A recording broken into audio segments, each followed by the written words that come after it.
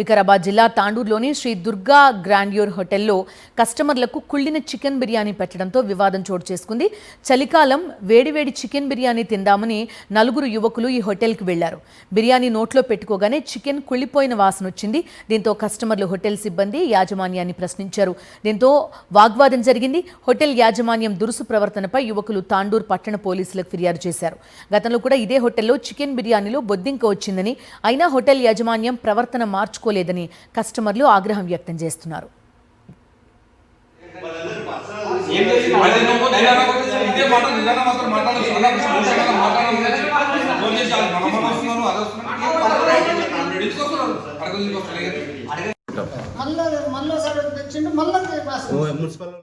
మంచిర్యాల జిల్లా భీమారం అడవుల్లో పెద్ద పులి సంచారం కలకలం రేపుతోంది. వెన్నెల మండలం ఆవిడం ప్రాంతం నుంచి భీమారం అడవిలో పులి అడుగుపెట్టినట్టు అటవీ శాఖ అధికారులు గుర్తించారు. పెద్ద పులి పాదముద్రలను గుర్తించిన అధికారులు దాంపూర్ బూర్గుపల్లి మీదుగా భీమారం సమీపంలోని మాంతమ్మ గుడి ప్రాంతానికి చేరుకుందని మంచిర్యాల అటవీ శాఖ రేంజ్ ఆఫీసర్ రత్నాకర్ రావు తెలిపారు.